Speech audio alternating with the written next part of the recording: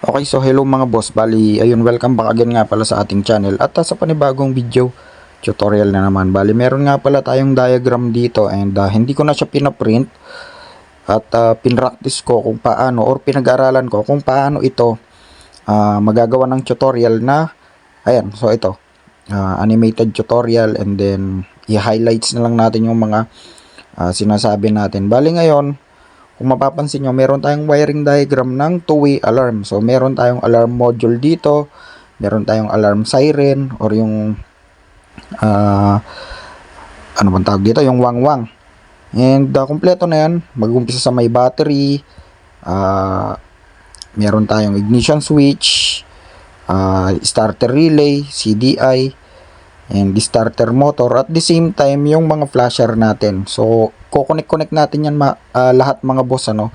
Okay, so umpisaan natin dito sa ating alarm module. So sa alarm module natin, meron napakaraming wires dyan. Merong dalawang yellow, isang orange, isang red, isang pink, isang gray, dalawang white, isang blue, at saka isang black. Okay, so automatically mga boss, yung kulay black ng ating alarm module, i-connect na agad natin yan sa ground, ano.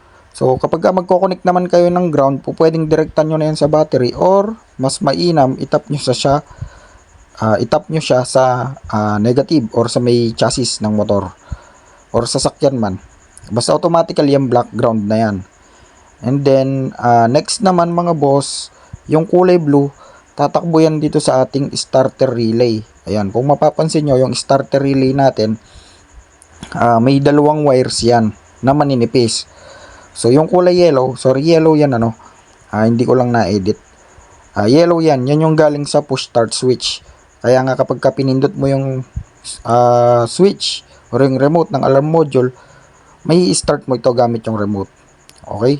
Again, yung blue dyan natin i-connect sa may yellow ng starter relay. Kahit anong motor, basta hanapin nyo yung starter relay, yung positive trigger. And then, next naman, may dalawang white tayo dito, which is yan yung kukonect sa ating alarm siren or yung may wang-wang. So, labas na tayo dyan. At next naman natin i-connect mga boss, hanapin natin yung kulay gray na wire nitong ating alarm module at yan naman ay i-connect natin dito sa may ating CDI. No? So, wag natin nga palang i-connect yan. Yung kulay black na may stripes na white ng ating CDI, puputulin natin yan. At pagkatapos, yung kulay gray ang i-connect natin sa may pinagputulan sa mismong CDI. So, doon natin siya i-connect. And then, next naman yung pink. Kung mapapansin nyo yung pink, yung pinagputulan ng wire na CDI, which is yung kulay black na may stripes na white, dyan natin i-connect. So, karugtong naman yan yung ating ignition switch. So, doon naman tatakbo yan. Again, mga boss, inuulit ko, kapag kakinat natin yung wire na black na may stripes na white ng ating CDI at ang ignition switch, i-connect natin yung gray sa may CDI. And then yung pink naman, i-connect natin sa may ignition switch. Okay? So, kumbaga, dadaan lang siya sa may alarm module before siya tumakbo doon. And then next naman mga boss, yung kulay orange naman, red. So, sa red naman tayo. Yung red natin mga boss, dito sa alarm module na to, automatically, meron na itong fuse, ano.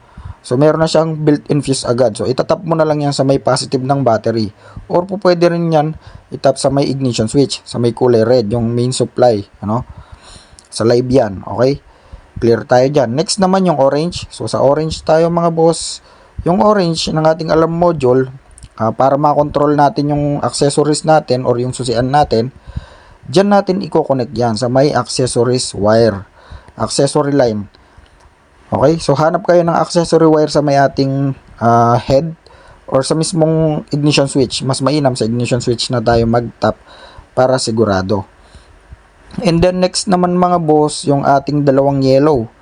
So yan dalawang yellow na yan, kung mapapansin nyo kapag nag-alarm yung ating motor, ano, may mapapansin kayong hazard. So iilaw yon. Halimbawa, nagalaw siya or pinatungan ng pusa, magwawangwang siya and then mag-hazard siya. So, dyan yun, i-connect yung dalawang wire na kulay yellow. So, kahit alin dyan mga boss, kahit magkabaliktad dyan, walang problema yan. Basta sa positive tayo mag-connect. Kung mapapansin nyo, Yung kulay yellow, tinap natin sa kulay red, which is nanggaling naman yan sa switch. And then yung switch, kumuha ng supply sa ating flasher relay, kung saan putol-putol na or nagbiblink na kapag binato ng ating flasher relay papunta sa switch. And then syempre yung flasher relay natin, kukuha yan ng source sa accessories wire, which is nanggaling naman sa ignition switch. At yung ignition switch natin, kumuha yan ng supply sa may battery, which is dumaan naman sa kulay red na wire na dumaan sa may fuse. Okay? So, bali ganun lang kasimple mga boss. And then sa pagko-control naman ng remote, napakadali lang yan.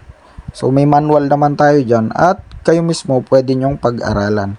So, napaka-basic lang naman ito mga boss. Kinumpleto ko na. So, may battery, starter relay, starter motor, CDI, ignition switch, accessories wire, ayan, flasher. So, connected na yan. Basta sundan nyo lang itong wiring diagram natin, may install nyo yung alarm nyo ng napakadali. Kahit na kayo na lang. Okay?